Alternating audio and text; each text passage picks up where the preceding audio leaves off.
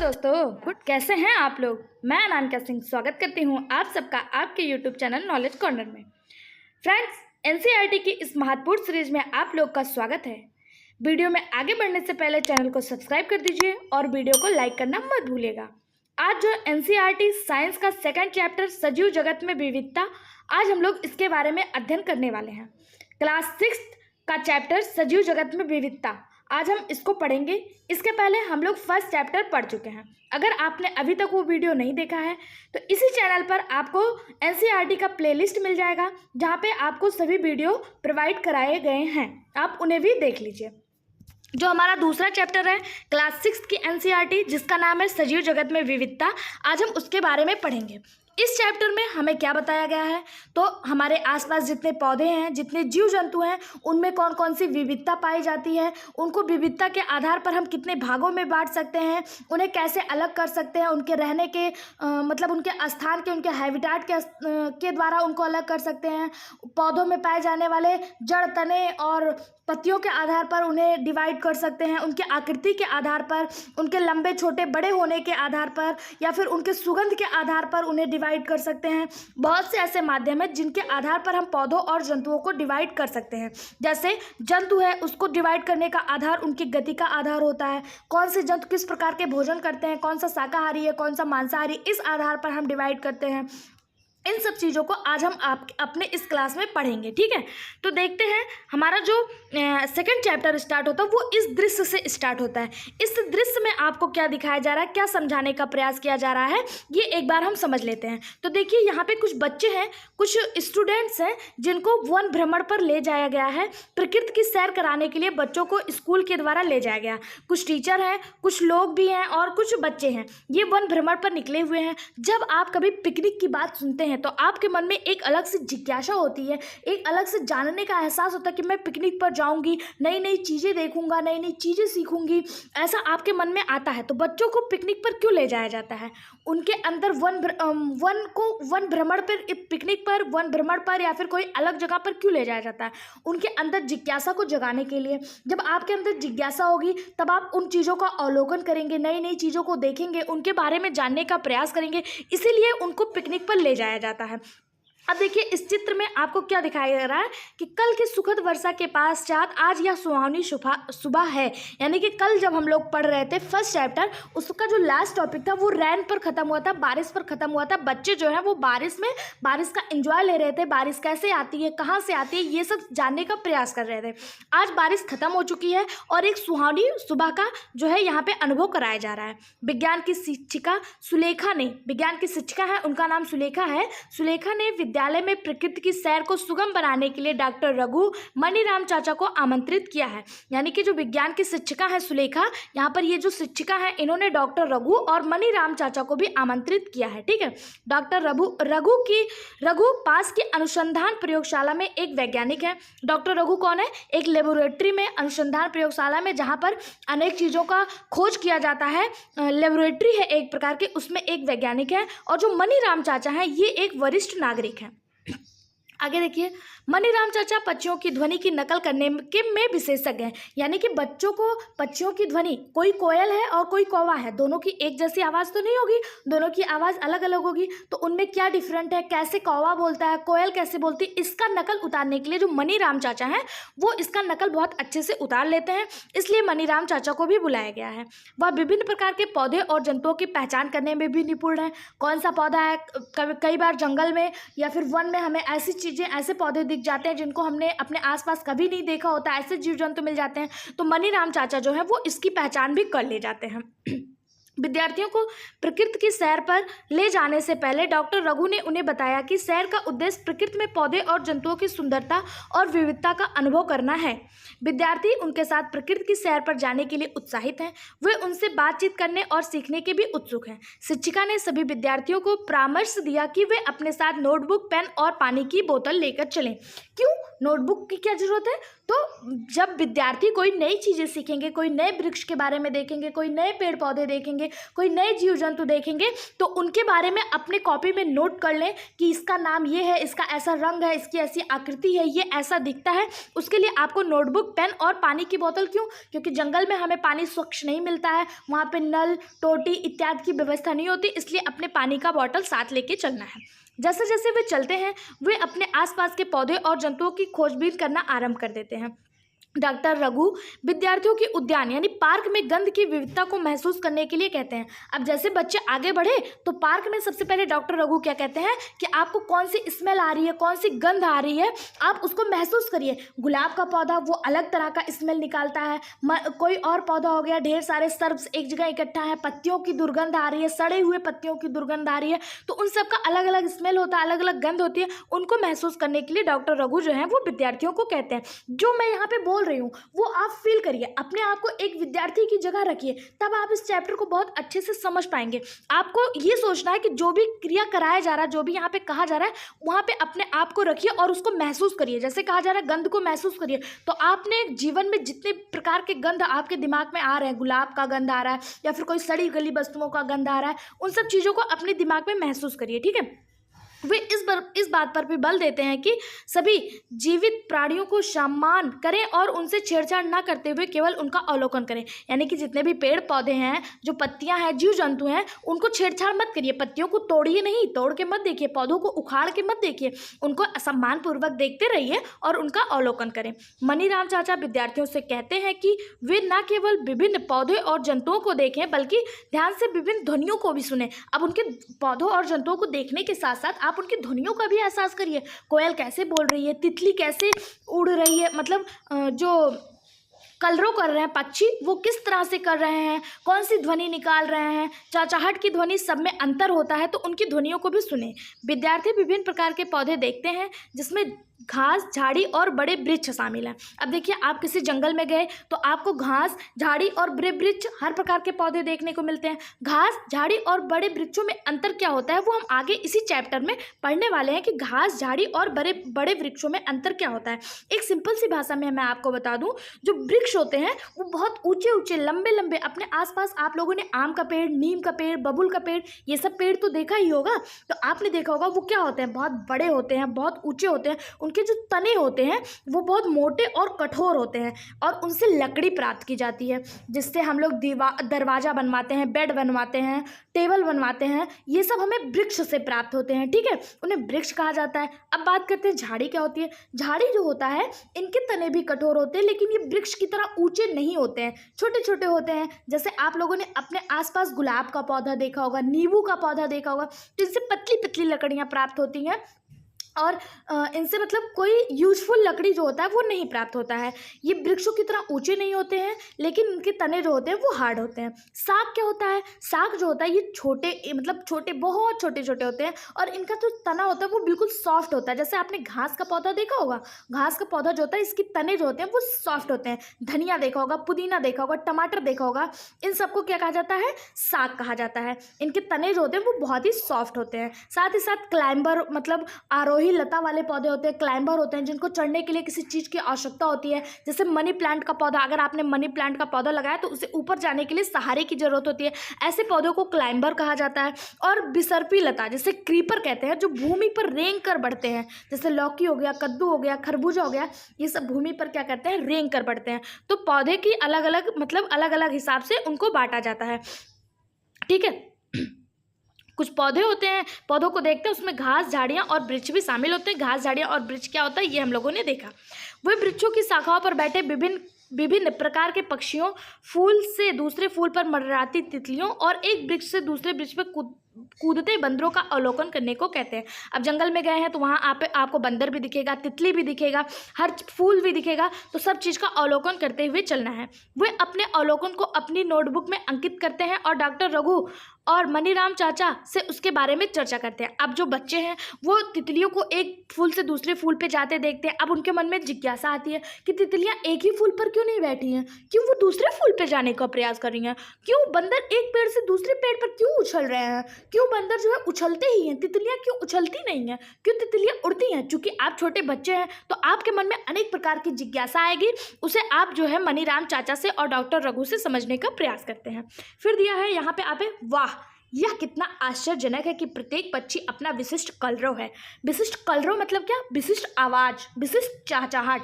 जितनी भी पक्षियां हैं वो अपना एक अलग स्पेशल चहचहाट करती हुई हैं, अपना अलग आवाज़ निकालती हैं। आपने कोयल की आवाज़ सुनी होगी, आपने बुलबुल की आवाज़ सुनी होगी, आपने गौरैया की आवाज़ सुनी होगी। तो सबके आवाज़ में थोड़ा बहुत डिफरेंस होता है, उनका अलग अलग आवाज़ होता है। वही कहा गया है कि अलग अलग पक्षी जब बच्चे अवलोकन करते हैं ना तो उन्हें एहसास होता है कि अलग अलग पक्षियों के अलग अलग आवाज़ हैं। ठीक है, विद्यार्थी अपने पक्षियों का कलरव सुनते हैं। डॉक्टर रघु बताते हैं कि प्रत्येक पक्षी की अपनी अलग चहचहाट होती है। यह प्रकृति में विविधता का एक उदाहरण है। मतलब अगर सभी पक्षियों की एक जैसी ही आवाज़ होगी तो आप उन्हें पहचान नहीं पाएंगे। अगर आप मान लीजिए कोई बच्चा है, कोई व्यक्ति है, वो उसको आंखों से दिखाई नहीं दे रहा है, वो कलर के माध्यम से, शेप के माध्यम से नहीं पहचान रहा है, तो पक्षियों की विविधता, आवाज़ की विविधता के कारण उन्हें पहचानने में सक्षम होगा। यही विविधता का उदाहरण होता है। ठीक है, डॉक्टर रघु मनीराम चाचा से कुछ पक्षियों की ध्वनियों की नकल करने का अनुरोध करते हैं। अब मनीराम चाचा कौन है?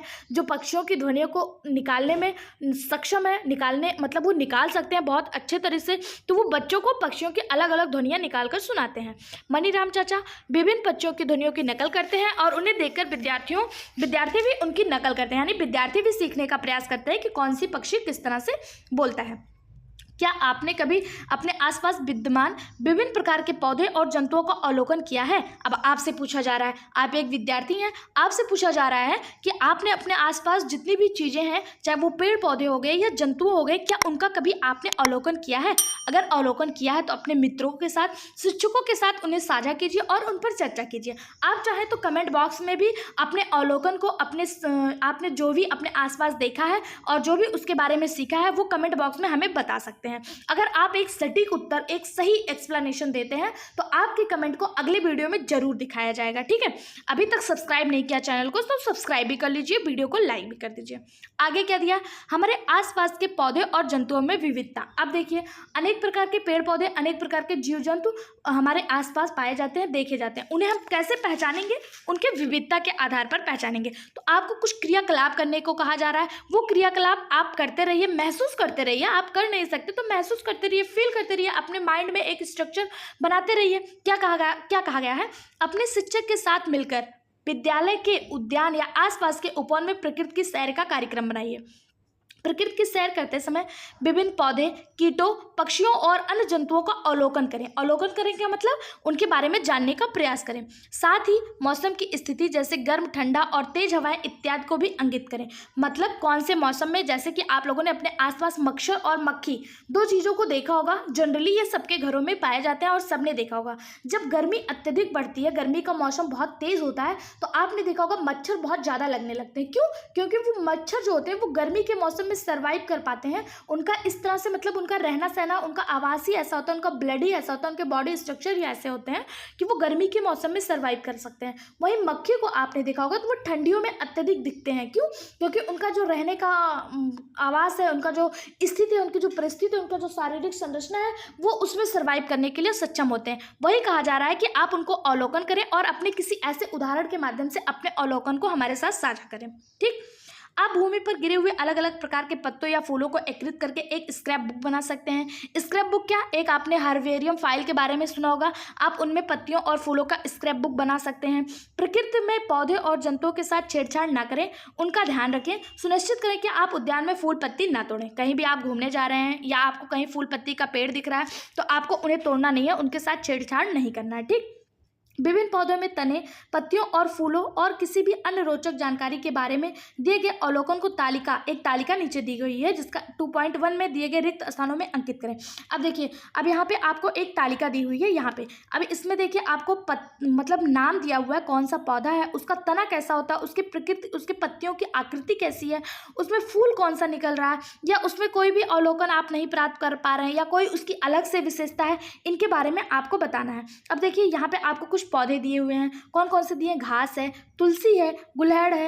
इन तीनों में क्या विशेषता है, क्या डिफरेंट है, सब कुछ आपको इस चार्ट में बताना है। तो सबसे पहले आपको चार्ट में क्या दिख रहा है? सबसे पहले आपको चार्ट में दिख रहा है एक घास, घास कैसा होता है? तो अभी हम लोगों ने देखा घास जो होता है वो क्या होता है, साग होता है, साग का पौधा होता है। इसके जो तने होते हैं वो कोमल और पतले होते हैं।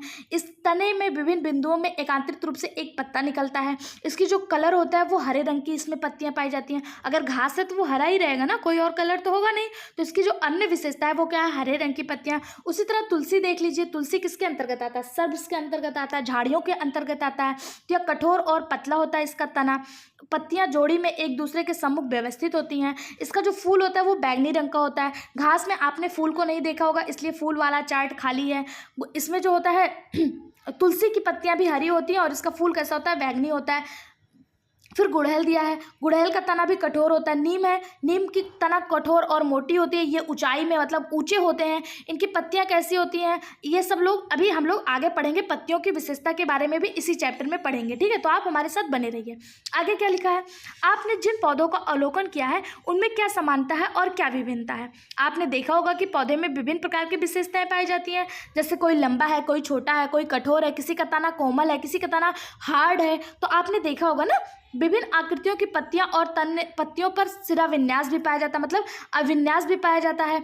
आपने कोई पौधा देखा तो उनको रंग रूप आकृति के आधार पर विभाजित कर सकते हैं, पत्तियों के आधार पर विभाजित कर सकते हैं, उनके फूलों के रंग के आधार पर विभाजित कर सकते हैं, उनके सुगंध के आधार पर विभाजित कर सकते हैं। तो ये सब कुछ आपको अपने दिमाग में एक माइंड मैप की तरह तैयार करना है, ठीक। आगे क्या लिखा है, अब सैर के समय देखे गए अथवा अपने पूर्व अनुभव के आधार पर जंतुओं की एक सूची बनाइए। उसमें रहने के स्थान पर उनके भोजन और गति के प्रकार की तालिका में रिक्त स्थान को पूरा कीजिए।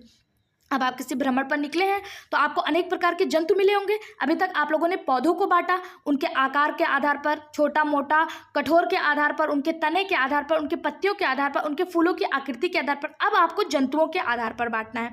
जंतु मतलब जंतुओं को बांटना है उनके रहने के स्थान पर, उनके भोजन मतलब वो कैसे भोजन करते हैं, कौन से पौधे कीटभक्षी होते हैं। हाँ, कुछ पौधे कीटभक्षी भी होते हैं, आपने नहीं सुना होगा, लेकिन कुछ पौधे कीटभक्षी भी होते हैं। कुछ पौधे ऐसे होते हैं जो सनलाइट से अपना भोजन प्राप्त करते हैं। लेकिन जीव जंतु जो होते हैं वो कभी भी अपना भोजन स्वयं नहीं बनाते हैं, वो हमेशा दूसरे पर डिपेंड होते हैं। कुछ जीव जंतु शाकाहारी होते हैं जो पेड़ पौधों को ही खा लेते हैं, उन्हें शाकाहारी कहा जाता है। कुछ जीव जंतु ऐसे होते हैं जो जानवरों को मारकर खाते हैं, दूसरे जीव जंतु को मारकर खाते हैं, उन्हें मांसाहारी कहा जाता है। और कुछ जीव जंतु ऐसे होते हैं जो पेड़ पौधों को भी खा लेते हैं, फल फ्रूट से भी काम चला लेते हैं और जीव जंतु को भी खाते हैं, तो उन्हें सर्वाहारी कहा जाता है। यानी कि उनके भोजन के आधार पर उन्हें बांटना है। फिर उनके गति के आधार पर, गति के आधार पर कैसे बांटेंगे, गति के आधार पर कुछ जीव जंतु रेंग कर चलते हैं, कुछ दौड़ते हैं, कुछ उछलते कूदते हैं, कुछ पानी में तैरते हैं, कुछ हवा में उड़ते हैं। तो उनके गति के आधार पर भी बांटना है।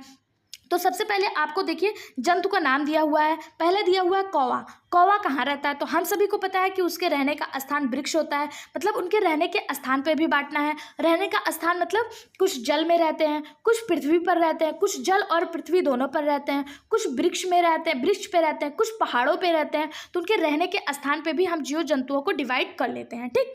कौवा हो गया, चींटी हो गया, गाय हो गया। अब आप कुछ जीव जंतु के नाम और उनके रहने का स्थान, उनका भोजन और गति के प्रकार हमें आप कमेंट बॉक्स में बताइएगा जो आपके दिमाग में आ रहा हो, ठीक है। आगे देखते हैं क्या दिया हुआ है। तालिका 2.2 में आपने जिन जंतुओं का अवलोकन करके अंकित किया है उनमें क्या समानता और क्या भिन्नता है, आप ये भी बताइएगा।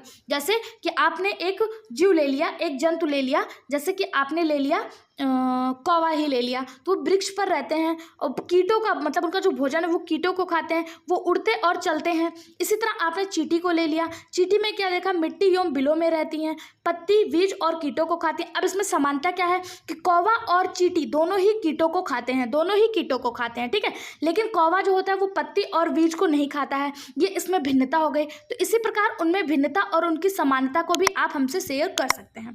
आपने देखा होगा कि कुछ जीव जंतु भूमि पर रहते हैं, जबकि कुछ अन्य वृक्षों पर, पक्षी वृक्षों पर रहते हैं, मछलियां जल में रहती हैं, मेढक जैसे जंतु जो होते हैं वो जल और स्थल दोनों पे ही रह सकते हैं। ऐसे को उभयचर कहा जाता है। ऐसे जीव जंतु जो जल और स्थल यानी कि जमीन और जल दोनों में रह सकते हैं उन्हें उभयचर कहा जा सकता है। मछलियां जो होती हैं वो जल में रहती हैं। जंतु द्वारा खाए जाने वाले भोजन और उनकी गति के प्रकारों में भी विविधता होती है, यानी कि जंतुओं को आप उनके रहने के स्थान पर, उनकी गति के आधार पर भी बांट सकते हैं। आपने जिन पौधे और जंतुओं का अवलोकन किया है उनके चित्र अपनी नोटबुक में बनाएं अथवा आपके द्वारा एकत्रित किए गए विभिन्न पौधों के पत्तों, फूलों और जीव जंतुओं के पंखों के साथ एक स्क्रैप बुक भी तैयार कर सकते हैं, ठीक। आगे क्या दिया हुआ है, विद्यालय में आते जाते समय आपने आसपास के वातावरण का अवलोकन करें और विविध प्रकार के पौधों और जंतुओं को देखने की चेष्टा करें। ऐसा किसी भी पौधे अथवा जंतु का नाम जोड़ें जिन्हें आपने पहले तालिका 2.1 व 2.2 में सूचीबद्ध नहीं किया। मतलब अब आपको कोई एक नई चीज खोजना है, एक नई जंतु, एक नए पौधे के बारे में अध्ययन करना है। आगे देखिए, आपके सामने क्रियाकलाप 2 है। क्रियाकलाप 2 में आपको क्या बताया गया है, 30 सेकंड के लिए अपनी आंखें बंद करें। अब देखिए, आप इसको अपनी आंखें बंद करिए और अपने सामने एक पेंसिल कॉपी रखे रहिए, नोटबुक रखे रहिए, जिसमें जो भी क्रियाकलाप करवाया जा रहा है आप करते रहिए, क्योंकि जो क्रियाकलाप होता है ना वो बहुत महत्वपूर्ण होता है। अगर आप क्रियाकलाप करते रहेंगे तो आप चीज़ों को कभी नहीं भूलेंगे। करके सीखना सुन के सीखने से ज़्यादा बेटर होता है। अगर आप एक बार करके देख लेंगे ना तो जो भी आपको इस चैप्टर में बताया जा रहा है वो आप कभी नहीं भूलेंगे, वो हमेशा के लिए आपको याद हो जाएगा। तो आपको क्या करना है, 30 सेकंड के लिए अपनी आंखें बंद करनी है। बंद करिए अपनी आंखें 30 सेकंड के लिए। अब क्या करना है, अब आप मन में ही सोचिए कोई पौधे या कोई जंतु, अपने दिमाग में विचार कीजिए जो आपको बहुत अच्छा लगता हो, जिसे आप आसानी से बना ले जाएं। आपने विचार कर लिया। अब विद्यार्थी अपने द्वारा सोचे गए पौधे और जंतु का चित्र श्यामपट्ट यानी जिसे ब्लैक बोर्ड कहते हैं उस पर बनाएं, या आपके सामने जो कॉपी पेन रखा है उस पर आप अपने द्वारा जो आपने सोचा है, कोई वृक्ष है चाहे वो कोई जीव जंतु है, उसे बनाने का प्रयास कीजिए। ठीक है। चित्र में बनाए गए विभिन्न पौधों और जंतुओं के बारे में आपके क्या विचार हैं। जैसे मान लीजिए आपने एक वृक्ष बनाया, जैसे आपने बना दिया ये कछुआ, टर्टॉइज, यहाँ पे आपको चित्र में दिख रहा होगा एक टर्टॉइज बना हुआ, आपने एक टर्टॉइज बना दिया। तो अब ये टर्टॉइज क्या है, ये कैसे चलता है, इसकी आकृति कैसी है, ये रहता कहाँ है, ये खाता क्या है, इसके बारे में आप कमेंट बॉक्स में हमें बताइए। आपके दिमाग में जो भी आया हो, चाहे वो रैबिट हो, चाहे वो पिकॉक हो, चाहे वो प्लांट्स हो, जो भी आपके दिमाग में आया उसके बारे में आप हमें बताइए कि उसकी रंग रूप आकृति कैसी है, ये आप कमेंट बॉक्स में हमारे साथ साझा करिए, जिससे आपको उसके बारे में कोई भी चीज़ कभी ना भूले। ठीक। आगे क्या दिया है, कक्षा में सभी विद्यार्थियों द्वारा श्यामपट्ट पर विभिन्न प्रकार के पौधे और जंतुओं के चित्र बनाए गए। अभी देखिए, कक्षा में जो विद्यार्थी हैं वो अपने हिसाब से अलग अलग चित्र बनाते हैं। क्या आपने सोचा कि श्यामपट्ट पर चित्रित किए गए पौधे और जंतुओं के अतिरिक्त भी विभिन्न प्रकार के अनेक पौधे और जंतु हो सकते हैं? क्यों नहीं, बहुत प्रकृति में तो भिन्नता बहुत सारी पाई जा रही है, उनके रंग रूप, उनकी आकृति, अलग अलग पौधे, अलग अलग जीव जंतु देखने को मिलते हैं, तो बहुत सारे होते हैं। किसी विशेष क्षेत्र में पाए जाने वाले पौधे और जंतुओं की विविधता उस क्षेत्र की जैव विविधता का भाग कहलाता है। अब देखिए, जो अनेक प्रकार के जीव जंतु, अनेक प्रकार के पौधे हैं, इसी को जैव विविधता कहा जाता है। पृथ्वी पर पाए जाने वाले जीव जंतुओं में देखने वाली विविधता, पौधों में पाए जाने वाली विविधता, इसी को जैव विविधता कहा जाता है। ठीक है। किसी क्षेत्र की जैव विविधता में प्रत्येक सदस्य की एक अलग भूमिका होती है।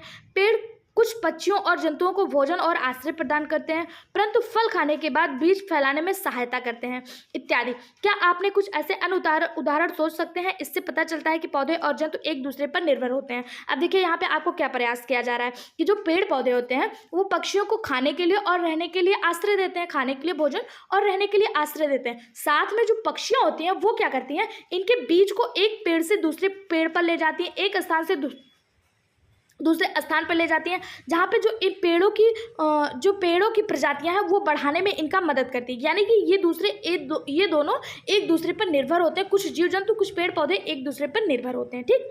आगे क्या बताया गया, पौधे और जंतुओं के समूह कैसे बनाएं। अब देखिए, आपको कैसे बनाना है वो बताया गया है। आप अपनी नोटबुक और पुस्तक को समूह में कैसे व्यवस्थित करेंगे। क्या उन्हें समूह में व्यवस्थित करने से आपको अपने बस्ते को अच्छे ढंग से व्यवस्थित करने में सहायता मिलेगी? तो बिल्कुल मिलेगी। अगर कोई चीज़ आप व्यवस्थित, अपने रूम को ही ले लीजिए, अगर आप अपने रूम को या फिर अपने बुक्स एक साथ रख लिए, कॉपी एक साथ रख लिए, ब्लू पेन एक साथ रख लिए, ब्लैक पेन एक साथ रख लिए, तो आपकी चीज़ें अगर व्यवस्थित है तो वो आपको आसानी से प्राप्त हो जाएंगी, आपको खोजना नहीं पड़ेगा। तो व्यवस्थित चीज़ें रखनी चाहिए। ठीक है। आइए अब हम अपने आसपास के संसार पर दृष्टि डालें। हमारे चारों ओर विभिन्न प्रकार की विशेषताओं वाले विविध प्रकार के पौधे और जंतु विद्यमान हैं, जिनके विषय में हमने अनुभाग 2.1 में सीखा है। अब उनकी समानता और विभिन्नता के आधार पर उनके समूह बना सकते हैं। अब देखिए, आपके सामने एक और क्रियाकलाप दिया है। इसमें क्या दिया है, विविध प्रकार के पौधे और जंतुओं के चित्र एकत्रित कीजिए। विविध प्रकार के पौधे और जंतुओं के चित्र एकत्रित कीजिए। आप पुरानी पत्रिकाओं, समाचार पत्रों, चार्ट और अन्य स्रोतों से उनके चित्र काटकर इसमें प्रत्येक चित्र अलग अलग कार्ड पर चिपका सकते हैं। ठीक है।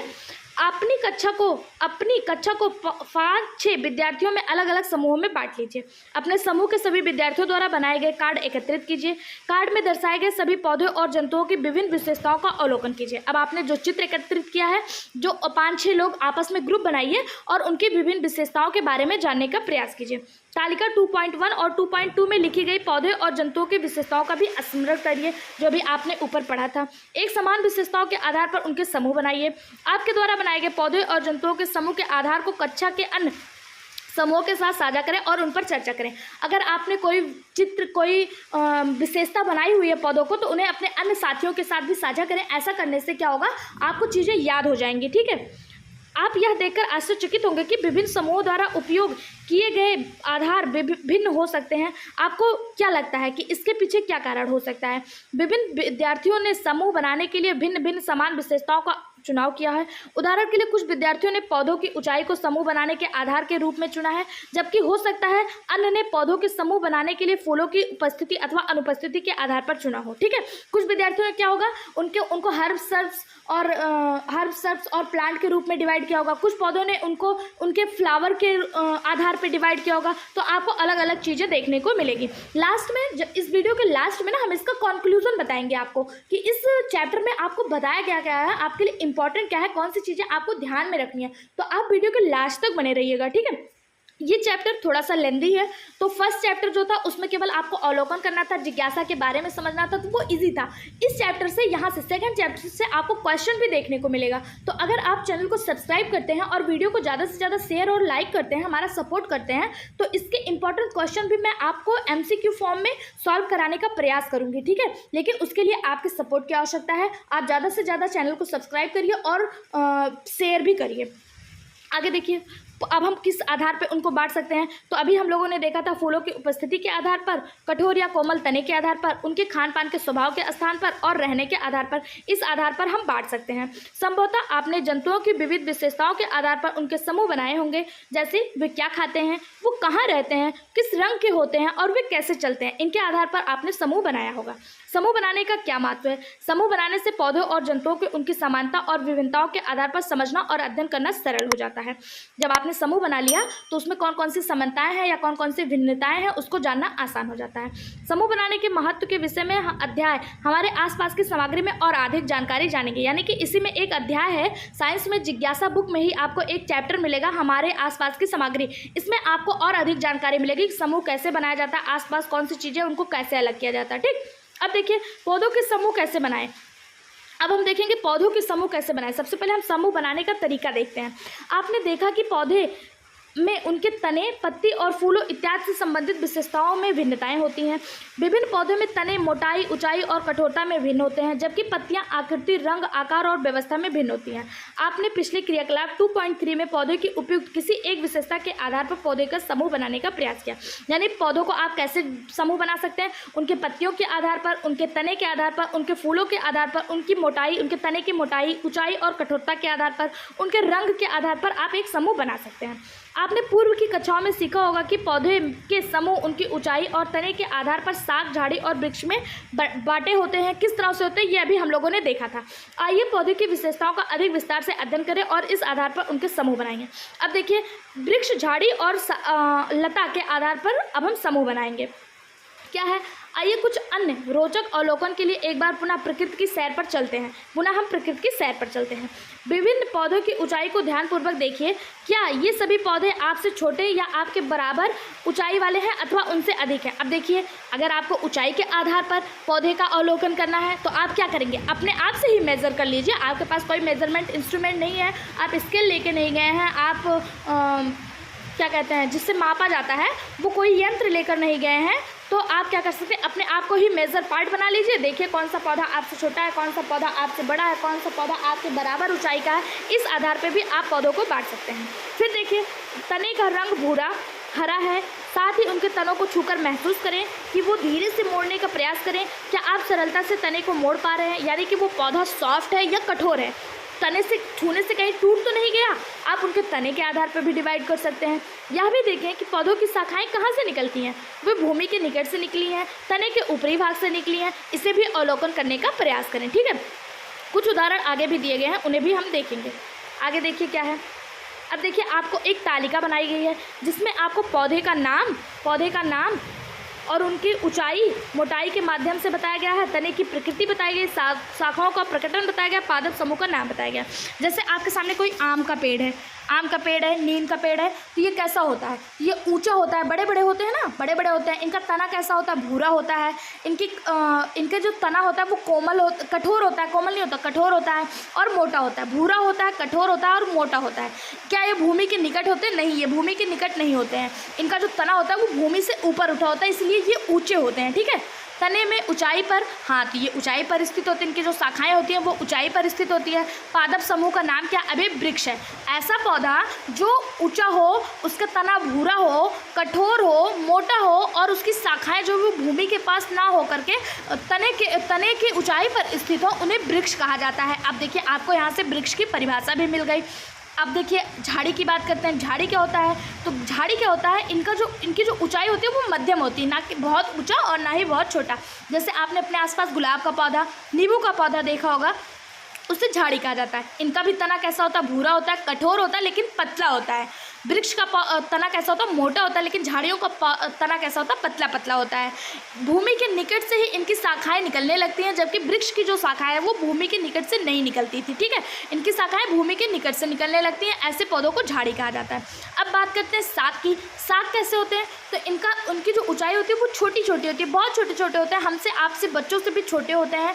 इनका रंग हरा होता है, यानी कि जो इनके तने होते हैं वो हरे होते हैं, कोमल होते हैं और पतले होते हैं, और इनकी शाखाएं भी भूमि के पास से ही निकलती हैं। ऐसे पौधों को साग कहा जाता है। जैसे आपने अपने आसपास टमाटर, बैगन इत्यादि को देखा होगा। ठीक, अब आप वृक्ष, झाड़ी और साग में डिफरेंट कर ले जाएंगे। अब आप हमें कमेंट बॉक्स में वृक्ष, झाड़ी और साग के एग्जाम्पल बताएंगे कि आपके आसपास जितने पेड़ पौधे हैं उसमें से आप वृक्ष, झाड़ी और साग, किन पौधों को आप वृक्ष कहेंगे, किन्हें आप झाड़ी कहेंगे और किन्हें आप साग कहेंगे, ये आप कमेंट बॉक्स में हमें ज़रूर बताइएगा। अगर आपका कमेंट सही होता है तो अगले वीडियो में आपके कमेंट को इस बोर्ड पर ज़रूर दिखाया जाएगा।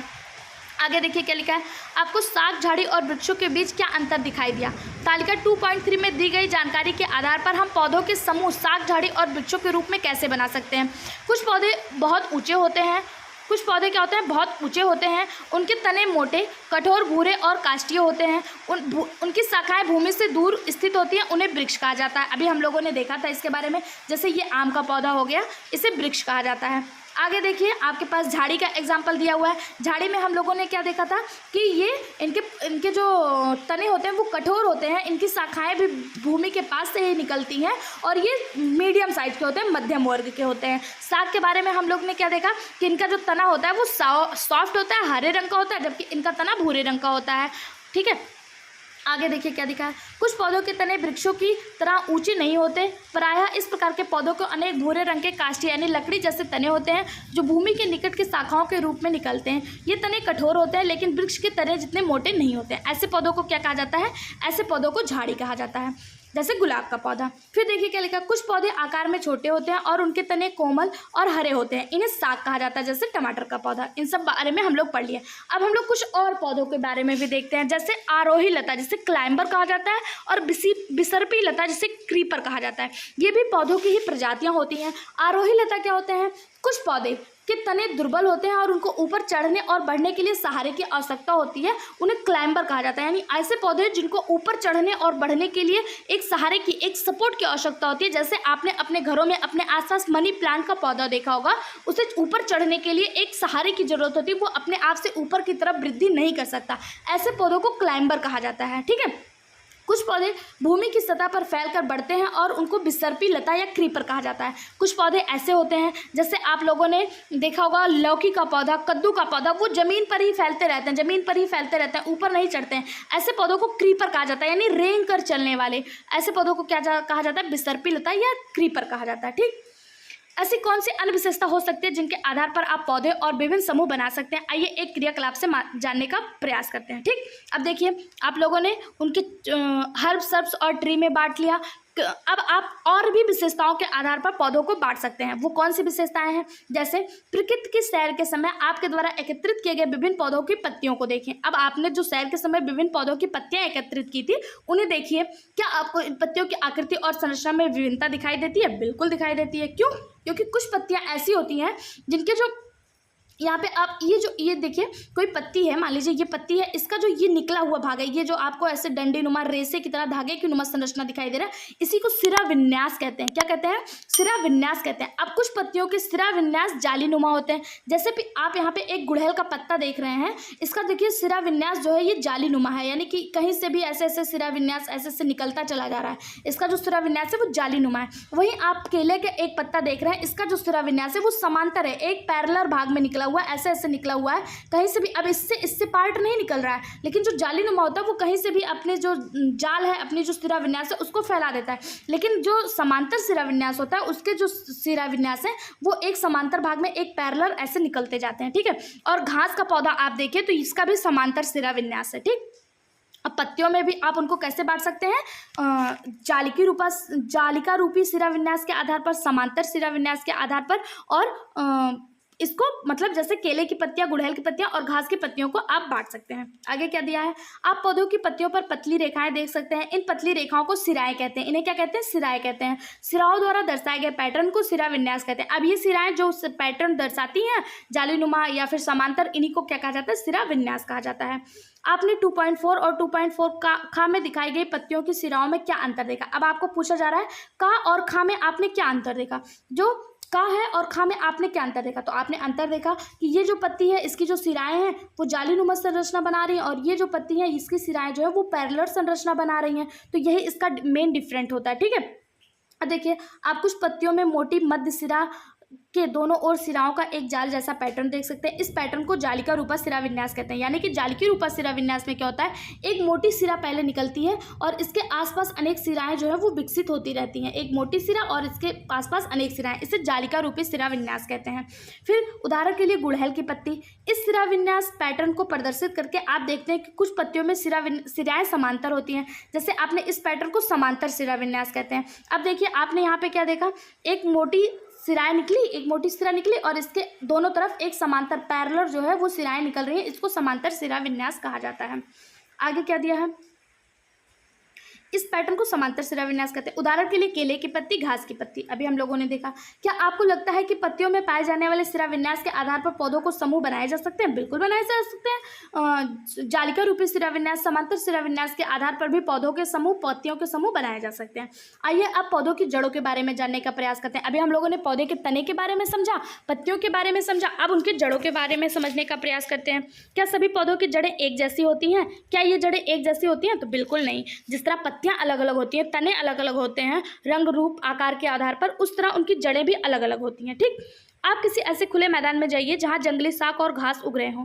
उस अभ्यास के लिए आप छोटे शाखों का उपयोग कर सकते हैं। अब आप जड़ों को जानने के लिए, जड़ों को देखने के लिए कोई बड़े पौधे का जड़ तो उखाड़ के देखेंगे नहीं, आप छोटे पौधे की जड़ को उखाड़कर आप उन्हें देख सकते हैं। खुरपी की सहायता से जड़ों को हानि पहुंचाए बिना कुछ विभिन्न प्रकार के शाखों को सावधानीपूर्वक खोदकर बाहर निकालें। शाखों को निकालने से पहले आप मिट्टी को गीला करके ढीला कर सकते हैं, या फिर आप खुरपी के माध्यम से निकाल लें, या फिर आप मिट्टी को गीला कर दें तो छोटे पौधे आसानी से उखड़ जाते हैं, उससे आप निकाल सकते हैं, जिससे उन्हें उनके जड़ों का जो है वो आप अवलोकन कर सकते हैं। अब उसमें मिट्टी लगी हुई है तो जड़ों को अवलोकन करने के लिए पहले मिट्टी को पानी से धुल लें। अवलोकन के पश्चात शाख को दोबारा लगाएं। सुनिश्चित करें कि शाख लगातार जीवित रहे और वृद्धि करे। अब ऐसा नहीं है कि आपने अपने अवलोकन के लिए एक पौधा बर्बाद कर दिया, एक पौधे को उखाड़ दिया, फेंक दिया, अब उसको फिर से लगा दें, जिससे जो है प्रकृति का भी नुकसान ना हो। ठीक। अब देखिए आप जड़ों के आधार पर पौधों को कैसे बांट सकते हैं। तो कुछ जड़ें ऐसी होती हैं जिन्हें मूसला जड़ कहते हैं, और कुछ जड़ें ऐसी होती हैं जिन्हें झकड़ा जड़ या रेसेदार जड़ कहते हैं। मूसला जड़ को इंग्लिश में टैप रूट कहते हैं। झकड़ा जड़ या रेसेदार जड़ को फाइब्रस रूट कहा जाता है। जैसे आपने सरसों का पौधा लिया, सरसों का पौधा है, उसकी जड़ें जब आप उखाड़ेंगे तो आप देखेंगे टैप रूट में एक मेन रूट होती है। टैप रूट में क्या होती है? एक मेन रूट होती है, और इसी से अनेक जड़ें जो होती हैं वो निकली होती हैं। मेन रूट से अनेक जड़ें निकली होती हैं, इसी को मूसला जड़ कहा जाता है। अब घास का पौधा आप लीजिए, उसमें आपको झकड़ा जड़ या रेसेदार जड़ मिलेगी। रेसेदार जड़ या झकड़ा जड़ क्या होती है? तो इसमें कोई भी मेन रूट नहीं होती है, ये जहाँ तहाँ से जड़ें जो होती हैं वो इसकी निकली होती हैं इस तरह से, इसी को झकड़ा जड़ या रेसेदार जड़ कहा जाता है। लेकिन टैप रूट जो होता है इसमें एक मेन रूट देखने को मिलती है। ठीक। आपके द्वारा एकत्रित किए गए पौधों की जड़ों में क्या समानता और क्या विभिन्नता है, ये आप हमें बताइए। ठीक है। सरसों के पौधों की जड़ों को ध्यानपूर्वक देखें और अवलोकन करें। तो इस पौधों की जड़ों में एक मुख्य जड़ होती है जिससे छोटी छोटी पार्ट्स जड़ें निकली होती हैं। ऐसी जड़ों को मूसला जड़ कहते हैं। अभी हम लोगों ने समझा। मूसला जड़ वाले अन्य पौधों का उदाहरण गुड़हल, जैसे क्रियाकलाप 2.1 में देखा और तालिका 2.1 में अंकित किया गया, यानी कि मूसलाधार सरसों के हो गए, गुड़हल के हो गए, और किस चीज़ों के मूसलाधार होते हैं, यह आप कमेंट बॉक्स में हमें बता सकते हैं। इस पौधों में जड़ें समान माप की पतली जड़ों के गुच्छों के रूप में दिखाई देती हैं जो तने के आधार से निकलती हैं। ऐसी जड़ों को झकड़ा जड़ कहा जाता है या रेशेदार जड़ कहा सकता है। तो अभी हम लोगों ने क्या देखा, तने के आधार से अनेक प्रकार की रेशा रूमा संरचना निकलती है जिसे रेशेदार जड़ें या झकड़ा जड़ या फिर फाइब्रस रूट कहा जाता है। क्या आपके संग्रह में कोई अन्य घास सम्मिलित है? यदि हाँ तो इसकी जड़ें भी हमें बताइए। क्या किसी पौधे की पत्ती में सिरा विन्यास के प्रकार और उनकी जड़ों के प्रकार में कोई संबंध होता है? अब आपसे क्या पूछा है, अब देखिए आपको पौधे में बता दिया कि उनके तने कैसे होते हैं, उनकी पत्ती कैसी होती है, कितने प्रकार की होती है, उनकी जड़ें कैसी होती है, कितने प्रकार की। अब आपसे पत्ती और जड़ में संबंध पूछा। यहाँ पे आपको बहुत ज़्यादा कॉन्सेंट्रेट करने की जरूरत है। यहाँ से क्वेश्चन बनते हैं पत्ती और जड़ में संबंध क्या होता है।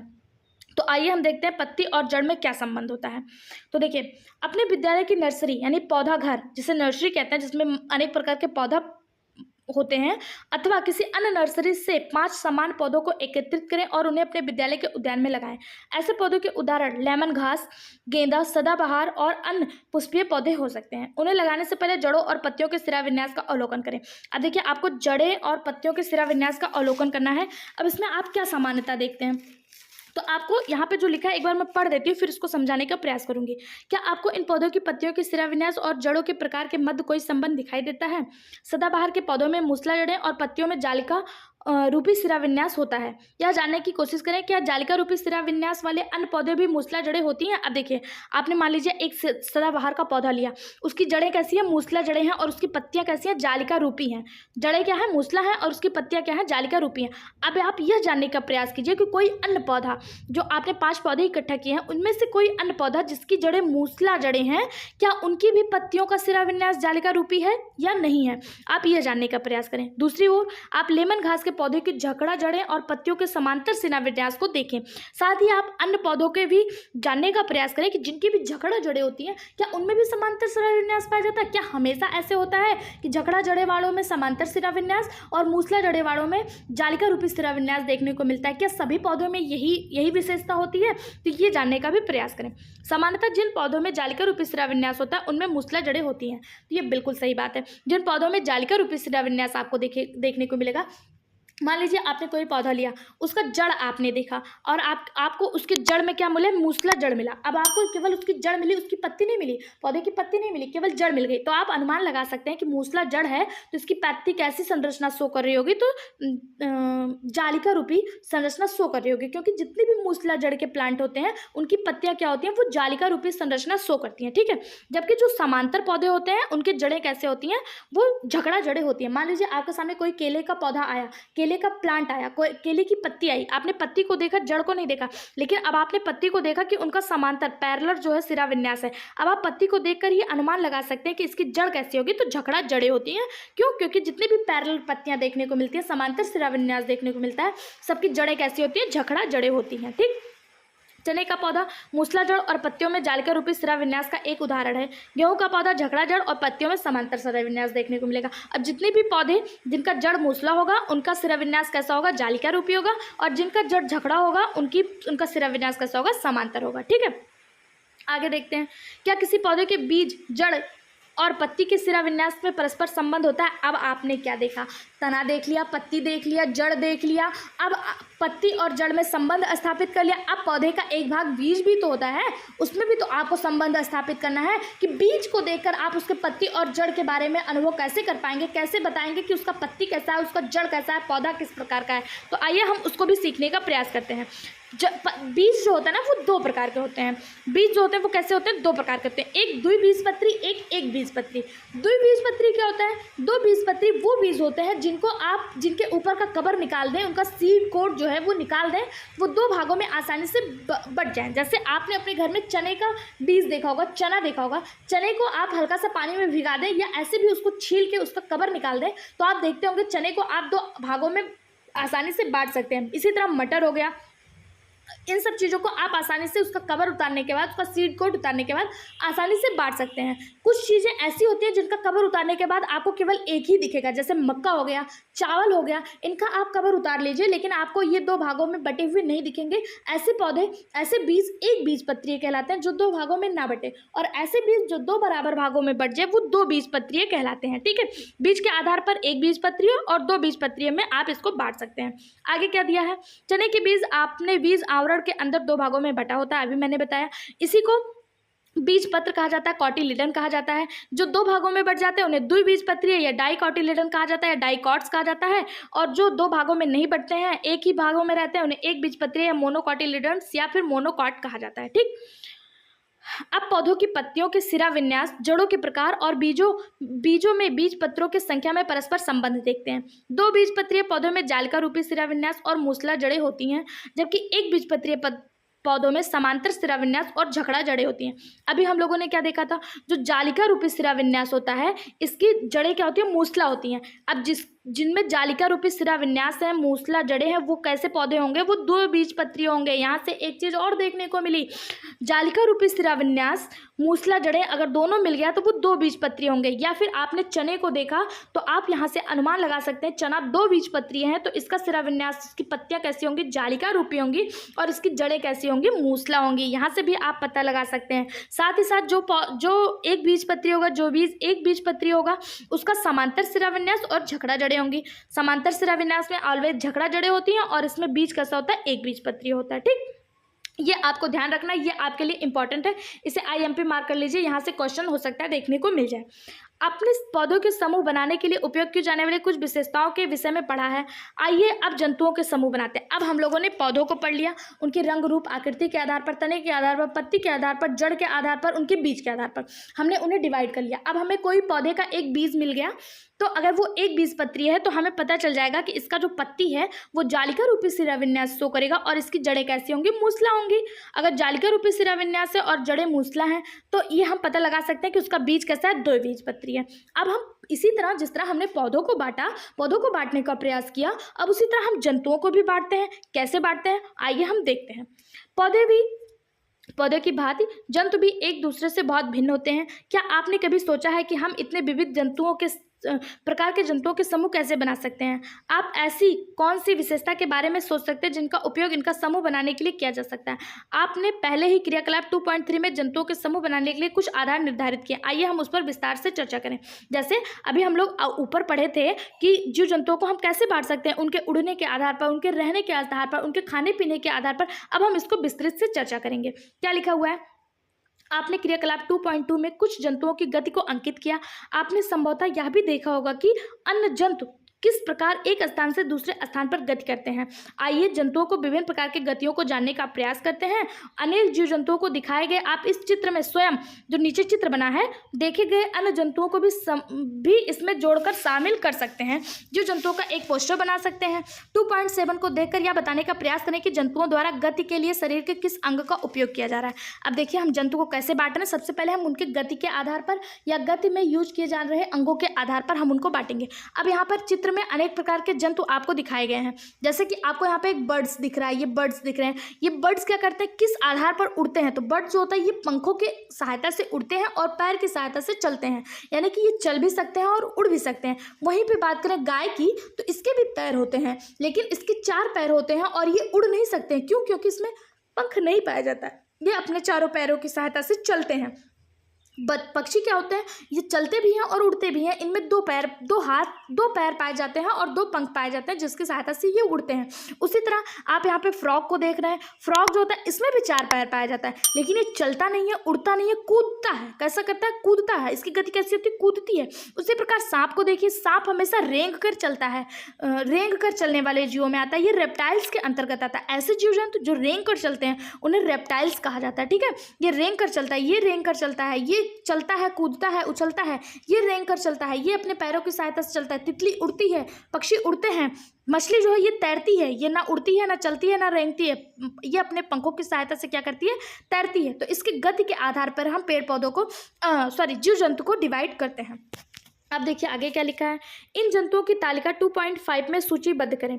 इन जंतुओं में गति करने के तरीकों को देखें और उनके चलने के उपयोग किए जाने वाले शरीर के अंगों के नाम बताइए। अब यहाँ पर आपको जितने जंतु दिए हैं, कौन से उड़ते हैं, कौन से चलते हैं, कौन से पंखों के माध्यम से चलते हैं, कौन से टांगों के माध्यम से चलते हैं, ये सब कौन से पैर और पंख दोनों की सहायता से चलते और उड़ते हैं, ये सब को आपको एक तालिका बनानी है और उसमें लिखना है। ठीक है, जैसे चींटी टांगों के माध्यम से चलती है, बकरी चलती और कूदती दोनों है, किसके माध्यम से, टांगों के माध्यम से, कबूतर चलते और उड़ते हैं पैर और पंख के माध्यम से, मक्खी चलती और उड़ती है पैर और पंख के माध्यम से। इसी तरह मछली किसका यूज करती है, अन्य जीव जंतु किसके यूज करते हैं, किसके माध्यम से चलते उड़ते तैरते हैं, वो आप हमें कमेंट बॉक्स में बताइएगा।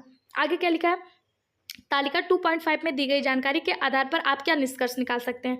विभिन्न जंतुओं में अलग अलग प्रकार की गति होती है। जंतु उड़ सकते हैं, दौड़ सकते हैं, रेंग सकते हैं, चल सकते हैं, कूद फांद सकते हैं। ये जंतु एक स्थान से दूसरे स्थान पर जाने के लिए अपने शरीर के विभिन्न अंगों का उपयोग करते हैं। उनके पास पंख, पैर और दूसरे अंग होते हैं, उन्हें चलने में सहायता करते हैं। ठीक है, अभी हम लोगों ने आगे देखा, वो अपने अंगों के माध्यम से चलने में सहायता, उनके मतलब अंग जो होते हैं वो उनके चलने में सहायता करते हैं, जिसके माध्यम से वो एक स्थान से दूसरे स्थान पर जाते हैं। चित्र एवं तालिका के माध्यम से हमने गति के प्रकार और गति में प्रयुक्त होने वाले अंगों के बारे में समझा। अब हम जंतुओं की गति के आधार पर समूह को बांट सकते हैं। इसके अतिरिक्त जंतु आकृति, आकार, संरचना, रंग एवं अन्य विशेषताओं में भी एक दूसरे से भिन्न होते हैं। गति के अलावा जो जंतु होते हैं वो आकृति, आकार, संरचना और रंग में भी एक दूसरे से अलग होते हैं, भिन्न होते हैं। ठीक है, इसमें कुछ विशेषताओं का उपयोग विभिन्न प्रकार के जंतुओं के समूह बनाने के लिए किया जाता है। पौधे की भांति जंतुओं को भी समूह में डिवाइड किया जा सकता है, बांटा जा सकता है। आगे देखिए क्या लिखा है। एक वैज्ञानिक है जिनका नाम जानकी अम्माल है। एक वैज्ञानिक है जिनका नाम जानकी अम्माल है। यहाँ से क्वेश्चन देखने को मिल सकता है, ये बहुत इंपॉर्टेंट होता है। एनसीईआरटी हमेशा इसी से क्वेश्चन बनाता है, अधिकतर देखने को मिला। ठीक है, जैसे आपसे पूछ लिया जानकी अम्माल किससे संबंधित है, तो आइए हम देखें जानकी अम्माल किससे संबंधित है। इनका जन्म 1897 में और इनकी मृत्यु 1984 में हुआ है। ये एक भारतीय वनस्पति शास्त्री है, यानी कि बॉटनिस्ट है। पर्यावरण संबंधित कार्यों के प्रति समर्पित थी। इन्होंने भारत के पौधों की समृद्धि, जैव विविधता का प्रलेखन और संरक्षण करने में सहायता की है। इन्होंने साइलेंट वैली बचाओ आंदोलन, ये बहुत महत्वपूर्ण है, आपसे यहाँ से पूछ लेगा साइलेंट वैली बचाओ आंदोलन से संबंधित कौन है, तो जानकी अम्माल है। चूंकि ये एनसीईआरटी में दिया है तो यहाँ से क्वेश्चन देखने को मिल सकता है। जानकी अम्माल किससे संबंधित है, साइलेंट वैली बचाओ आंदोलन से संबंधित है। इन्होंने इसमें अपनी महत्वपूर्ण भूमिका निभाई है। भारतीय वनस्पति सर्वेक्षण प्रमुख के रूप में इन्होंने भारत में पौधों की विविधता का प्रलेखीकरण करने के लिए कार्यक्रम की भी शुरुआत की है। ठीक, आगे देखते हैं। अब देखिए इनकी सफलता की कहानी। साइलेंट वैली बचाओ आंदोलन में क्या हुआ, ये कहाँ पर है, तो केरल के पालक्कड़ जनपद के एक जंगल की वास्तविक कहानी है। यह अछूते सुंदर आर्द्र सदाबहार जंगल और उनकी समृद्धि जैव विविधता को संरक्षित करने के विषय में है। प्रसिद्ध साइलेंट वैली को उन आमजनों द्वारा चलाए गए एक अद्वितीय आंदोलन द्वारा बचाया गया जो जंगल के आसपास भी नहीं रहते थे। अधिकतर देखा जाता है आंदोलन वहाँ पे रहने वाले, जंगल में रहने वाले लोगों के द्वारा चलाया जाता है, लेकिन ये जो आंदोलन था साइलेंट वैली आंदोलन, ये वहाँ पे जो नहीं रह रहे थे उनके द्वारा चलाया गया था। यह संघर्ष कुंतीपुड़ा नदी के समीप जल विद्युत बांध के प्रस्ताव के विरुद्ध 10 वर्षों तक चलता रहा। उस समय लोगों ने व्यापक जागरूकता कार्यक्रम, संपादक पत्रों, समाचार पत्रों के लेख, सेमिनार और अंत में न्यायालय में याचिका और अपील सहित सभी संभव उपलब्ध साधनों का उपयोग किया। इस प्रकार इस आंदोलन को साइलेंट वैली बचाने में मतलब सफल रहे। ठीक है, ये आंदोलन कैसा रहा, सफल रहा। और इसकी शुरुआत किसने की थी, जानकी अम्माल के द्वारा किया गया था। ये कहाँ पर है, केरल में है, केरल के पलक्कड़ जनपद में है। ठीक है, और किस नदी के किनारे है, तो कुंतीपुड़ा नदी के किनारे स्थित है। आगे देखिए क्या दिया है। विभिन्न परिवेश में पौधे और जंतु। अब देखिए अभी तक हम लोगों ने उनकी गति के आधार पर देखा, अब हम परिवेश के आधार पर, उनके आवास के आधार पर देखेंगे। संभवतः आपने प्रकृति की सैर के दौरान अवलोकन किया होगा कि विभिन्न जीव जंतु विभिन्न भिन्न परिवेशों में रहते हैं। आपने तालिका 2.5 में जीव जंतुओं की गति को भी अंकित किया है। क्या जंतुओं की गति उनके परिवेश पर निर्भर करती है। उदाहरण के लिए हम मछली और बकरी को लेते हैं। मछली जो है वो जल में रहती है। गति करने के लिए इसके पास धारादार रेखित स्ट्रीमलाइंड शरीर और फन, यानी जिसे पंख कहते हैं, फिन होते हैं। वहीं बकरी घास वाले क्षेत्रों में रहती है और टांगों की सहायता से चलती है। जंतुओं के आकार एवं आकृति एक दूसरे से भिन्न होते हैं। जैसे मछली और बकरी दोनों ही जंतु हैं, लेकिन दोनों में बहुत सारी भिन्नताएं हैं। जैसे मछली में फिन पाए जाते हैं, पंख पाए जाते हैं, जिसकी सहायता से ये तैरती है और ये जल में रहती है। इसका आवाज़ भी अलग है, इसके चलने का तरीका भी अलग है। बकरी क्या है, इसमें टांगे पाई जाती है, पैर पाया जाता है और ये जंगल में घास, जहाँ पे घास उपलब्ध हो ऐसी जगहों पर रहती है, तो इसका भी आवाज़ अलग है और इसके चलने का तरीका भी अलग है। तो विभिन्न विभिन्न जंतुओं के आकार, आकृति और उनके आवाज़ जो होते हैं वो अलग अलग होते हैं। आगे देखिए, आइए तुलना और विश्लेषण करें। तालिका 2.6 को देखें और सैंपट पर उसके जैसे एक तालिका बनाएं। अब उन पौधों और जंतुओं के नाम की सूची बनाएं जिन्हें आप अपने आसपास सहपाठियों से तालिका के रूप में दिए गए स्थान पर देखें अथवा जिनके बारे में आप जानते हैं। कुछ उदाहरण दिए गए हैं, आप उदाहरण और भी जोड़ सकते हैं। अब देखिए, ये तालिका है, इसमें कुछ उदाहरण दिए हैं, इसमें आप और उदाहरण जो आपके दिमाग में आ रहा हो उसे आप जोड़ सकते हैं। जैसे कुछ जीव जंतु ऐसे होते हैं जो मरुस्थल में रहते हैं, कुछ पर्वतीय क्षेत्र में, कुछ महासागर में, कुछ जंगल में और कुछ जल में रहते हैं। जैसे ऊंट क्या होता है, ऊंट देवदार के वृक्ष के नीचे पर्वतीय क्षेत्रों में रहता है, मतलब ऊंट जो होता है वो मरुस्थल में रहता है। पर्वतीय क्षेत्र में देवदार का वृक्ष पाया जाता है, महासागर में मछली होती है, जंगल में शेर होता है। इसी तरह अन्य चीजों को भी आप जोड़ सकते हैं। ठीक है, विभिन्न क्षेत्रों में पाए जाने वाले जंतुओं और पौधों के संबंध में आपने क्या अवलोकन किया, अपने अवलोकन पर सहपाठियों के साथ चर्चा करें। तालिका 2.6 में आप देख सकते हैं कि एक प्रकार के क्षेत्र में पाए जाने वाले पौधे जंतु अन्य प्रकार के पौधे जंतुओं से भिन्न होते हैं। अब देखिए, आपको एक मरुस्थल में मोटे मांसल तने का नागफनी दिखाई दे रहा है। ये नागफनी है, ये मरुस्थल में पाया जाता है। ठीक है, कक्षा में चर्चा करें।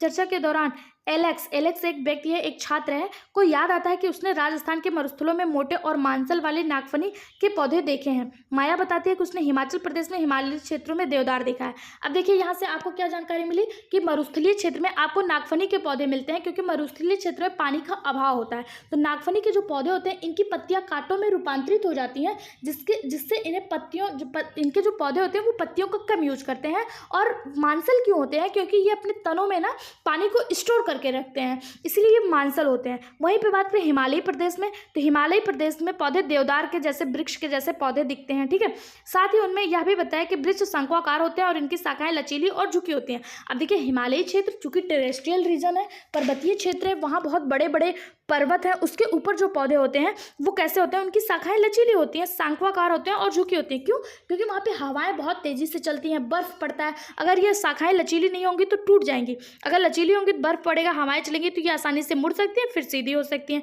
इसलिए इनकी पत्तियां जो होती है वो शंक्वाकार होती हैं। क्यों होती हैं? जिससे उसमें बर्फ गिरे और टिके नहीं, आसानी से फिसल जाए। ठीक, आगे देखिए, यहाँ तक ध्यान देना आवश्यक है कि अलग अलग क्षेत्रों में पाए जाने वाले ये दोनों प्रकार के पौधे एक दूसरे से भिन्न हैं। आइए पता लगाते हैं कि ऐसा क्यों होता है। एक क्षेत्र की जैव विविधता अन्य क्षेत्र की जैव विविधता से अलग क्यों होती है।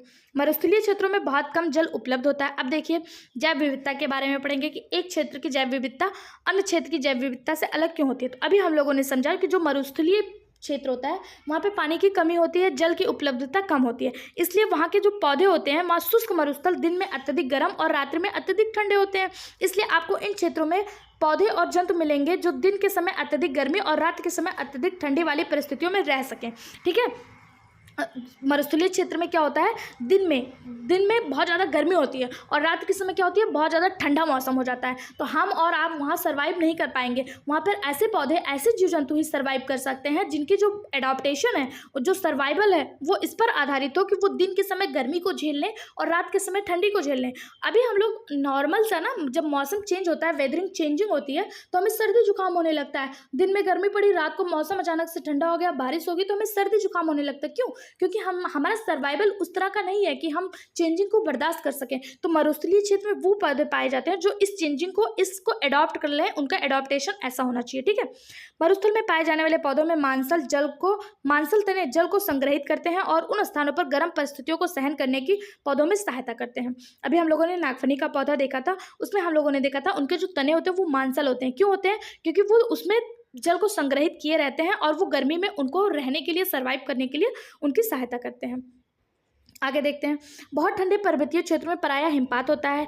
ऐसी परिस्थितियों में जीवित रहने के लिए कुछ वृक्षों की बनावट ऐसी होती है कि उन पर बर्फ टिकती नहीं है, बल्कि आसानी से फिसल जाती है। अभी हम लोगों ने देवदार के वृक्ष को देखा था, जिनकी आकृति शंक्वाकार होती है, नीचे झुकी हुई होती है और आसानी से उनकी शाखाएं जो होती है वो झुक जाने के लिए सक्षम होती हैं। उनकी पत्ती कैसी होती है, वो फिसलती रहती है, जिससे बर्फ जो होता है वो फिसल जाए, ऐसी बनी होती है। ठीक है, अब आप समझ गए होंगे कि विभिन्न स्थानों की जैव विविधता भिन्न परिस्थितियों के कारण एक दूसरे से बहुत अलग होती है। जैसे कि आप ऊँट को ही ले लीजिए, एक राजस्थान में यानी कि रेगिस्तान में पाया जाने वाला ऊँट है और एक आपका लद्दाख के ठंडे मरुस्थल में पाए जाने वाला यूग है। देखिए मरुस्थल जो होते हैं ना वो दो प्रकार के होते हैं, एक गर्म मरुस्थल, एक ठंडा मरुस्थल। आपको कन्फ्यूज़ नहीं होना है, जो राजस्थान एरिया में पाया जाता है, रेगिस्तानी एरिया में पाया जाता है, वो गर्म मरुस्थल होते हैं और जो ठंडे मरुस्थल होते हैं वो लद्दाख जैसे पहाड़ी एरिया में पाए जाते हैं। ठीक है, दोनों जगह ऊँट पाया जाता है, लेकिन दोनों में डिफरेंट क्या होता है? रेगिस्तान में रहने वाले ऊँट और लद्दाख में रहने वाले दोनों ही ऊँट है। आप चित्र में देख रहे हैं दोनों ही ऊँट है, लेकिन दोनों में डिफरेंट है। क्या है?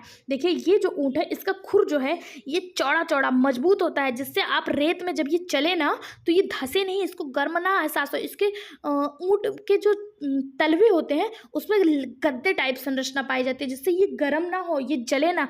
उसी तरह जो लद्दाख में ऊँट पाया जा रहा है इसके शरीर पे आप अनेक प्रकार के रेशे देख रहे हैं, बाल देख रहे हैं। बाल क्या होता है? शरीर को गर्म रखने में सहायता करता है। ठीक है, इसलिए इसमें रेशे पाए जाते हैं क्योंकि ये ठंडे रेगिस्तान में पाया गया। और इस ऊँट में आप अनेक प्रकार के बाल नहीं देख रहे होंगे, इसके संपूर्ण शरीर पे हेयर का स्ट्रक्चर नहीं देख रहे होंगे, क्योंकि ये ऑलरेडी गर्म प्रदेश में है। ये और भी गर्म फील करेगा अगर बाल अत्यधिक होंगे, तो इसके शरीर की बनावट अलग होगी, इसके शरीर की बनावट जो है वो अलग होगी।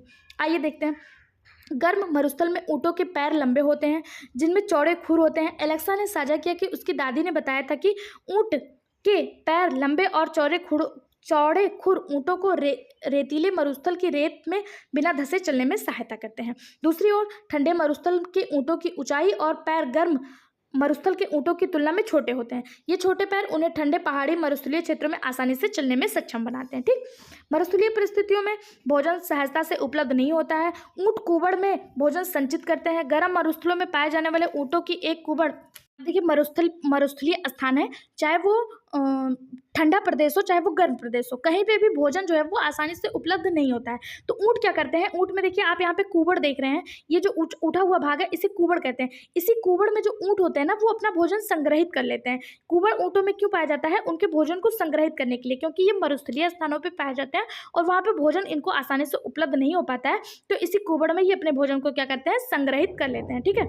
गर्म मरुस्थल में पाए जाने वाले ऊँटों में एक कुबड़ होता है, जबकि भोजन की कमी के दौरान उन्हें जीवित रहने में सहायता करते हैं। ठंडे मरुस्थल में पाए जाने वाले ऊँटों में दो कुबड़ होता है। दो कुबड़ सर्दियों के अंत के दिनों में छोटे हो जाते हैं, क्योंकि ठंडे मरुस्थल में अधिक भोजन उपलब्ध नहीं होता है। उस समय उन्हें कुबड़ों में संचित भोजन का उपयोग करना पड़ता है। अब देखिए यहाँ से क्वेश्चन बन सकता है कि गर्म मरुस्थल में रहने वाले ऊँटों में कितने कुबड़ होते हैं? तो एक कुबड़ होते हैं। और ठंडे मरुस्थल में रहने वाले ऊँटों में कितने कुबड़ होते हैं? दो कुबड़ होते हैं। इन कुबड़ों का यूज ये क्यों करते हैं? तो भोजन को संग्रहित करने के लिए करते हैं। ठंडियों के अंत में जो ठंडे मरुस्थल में ऊँट रह रहे हैं उनमें भोजन आसानी से नहीं मिल पाता है, ना के बराबर मिलता है, तो ये कुबड़ क्या होते हैं? छोटे होते रहते हैं। ठीक है, अब देखिए उनके सिर से लेकर गर्दन के निचले भाग तक लंबे बाल होते हैं, जो लद्दाख के बर्फीले मौसम में उनको जीवित रहने के लिए सहायता करते हैं। अभी हम लोगों ने पढ़ा था मरुस्थल में ऊँटों को जीवित रहने के लिए कौन सी अन्य विशेषताएं सहायक हो सकती हैं। अब आप सोचिए और उसका जवाब दीजिए। कक्षा के अन्य विद्यार्थियों ने भी अपने अवलोकन को साझा करना आरंभ कर दिया। राजस्थान की रहने वाली काशी ने कहा, ऊँट कम मात्रा में मूत्र विसर्जन करते हैं, उनका गोबर सूखा होता है और उन्हें पसीना भी नहीं आता है। देखिए राजस्थान में पानी की कमी होती है, रेगिस्तान गर्म मरुस्थल में पानी की कमी होती है। अगर ऊँट जो है वो मूत्र विसर्जन ज़्यादा करेंगे, टॉयलेट ज़्यादा करेंगे, या उनका गोबर लिक्विड होगा तो उनके शरीर से पानी की मात्रा जो है वो ज़्यादा निकलेगी और उन्हें पानी मिल नहीं पाएगा, तो उन्हें सर्वाइव करने में प्रॉब्लम होगी। इसलिए वो क्या करते हैं? मूत्र विसर्जन कम करते हैं, पसीना भी नहीं निकलता और गोबर भी कैसे करते हैं? सूखा करते हैं। ठीक है, क्योंकि ऊँट अपने शरीर से बहुत अधिक पानी का त्याग नहीं करते, इसलिए बिना जल पिए वो कई दिनों तक रह सकते हैं। ठीक, आगे देखिए। माया ने नीलगिरी के 16 वन में देखे खूबसूरत लाल फूलों जिसे बुरांस या फिर रोडोडेरांस के विषय में बताया। उसने बताया कि बुरांस की ऊंचाई कम होती है और उनके पत्ते छोटे होते हैं ताकि वो पहाड़ों की चोटियों पर तेज हवाओं में जीवित रह सकें। सिक्किम की रहने वाली पेमा ने बताया कि उनके पास के पहाड़ों में बुरांस के लंबे पौधे देखने को मिलते हैं। अब देखिए बुरांस का ही पौधा है जो दो जगहों पर दो प्रकार से मिला। एक नीलगिरी के पास 16 वन में जो बुरांस का पौधा है उसकी क्या है? ऊंचाई कम है और पत्ते क्या हैं? छोटे हैं। लेकिन वहीं पर जो सिक्किम में पाया जाने वाला बुरांस का पौधा है वो अत्यधिक लंबा देखने को मिला। तो ये सब मौसम की वजह से, एडॉप्टेशन की वजह से होता है। ठीक है, विभिन्न क्षेत्रों में पाए जाने वाले बुरांस के पौधे उन क्षेत्रों में जीवित रहने वाले विभिन्न विशेषताएं प्रदर्शित करती हैं। आगे देखते हैं। सागर अपने सहपाठियों को बताता है कि वह एक विशेष समारोह के लिए अपने माता पिता के साथ अंडमान और निकोबार गया था। वहां उसने महासागर में विशाल व्हेल और रंगीन मछलियों को देखा। उसके पिता ने उसे समझाया कि मछलियों का धारादार रेखित शरीर उन्हें जल में तैरने में सहायता होती है। तो अभी हम लोगों ने देखा था मछलियां जो होती हैं वो धारादार उनमें संरचनाएं पाई जाती हैं और वो क्या करती हैं, धारा रेखित शरीर क्या करती हैं, उन्हें तैरने में सहायता करती हैं। हमने सीखा कि किसी विशेष क्षेत्र में पाए जाने वाले पौधे और जंतु अपनी विशिष्ट विशेषता होती है और वहाँ जीवित रहने के लिए सक्षम बनाती हैं। विशिष्ट विशेषता जो पौधों और जंतुओं को किसी विशेष क्षेत्र में जीवित रहने के लिए सक्षम करती हैं उन्हें अनुकूलन कहता है। अब शब्द आता है एडॉप्टेशन। एडॉप्टेशन या अनुकूलन क्या होता है? तो अनुकूलन वह शब्द है, वह प्रक्रिया है जिसके द्वारा कोई जीव जंतु या कोई पेड़ पौधा अपने आप को उस वातावरण में ढाल ले, उस वातावरण में रह सके। जैसे गर्म रेगिस्तान में वही ऊंट रह सकता है जिसके शरीर पे बाल नहीं है, जिसके पैर लंबे लंबे हैं, ना कि वो ऊंट जो ठंडे रेगिस्तान में, जो लद्दाख के रेगिस्तान में पाया जा रहा है, ज़्यादा बालों वाला, छोटे पैरों वाला, अगर उसको गर्म रेगिस्तान में डाल दिया जाए तो वो अपने आप को एडॉप्ट नहीं कर पाएगा।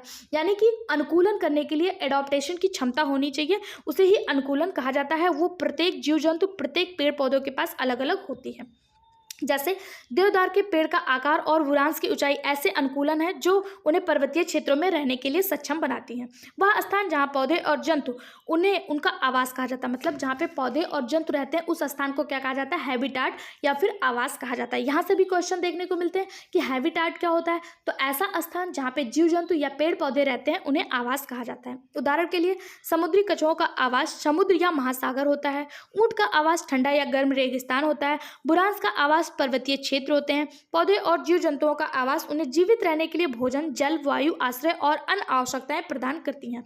आवास जैसे हमारा घर है, हमारा आवास कहलाएगा। हमारा आवास पूछा नहीं जाता आपका आवास स्थान कहाँ है, आपका मतलब घर कहाँ है, तो वहाँ पे हमें रहने के लिए, खाने के लिए, पहनने के लिए, हमारी जितनी भी ज़रूरत की चीज़ें हैं वो चीज़ें हमें उपलब्ध हो रही हैं। ऐसे क्षेत्रों को क्या कहा जाता है?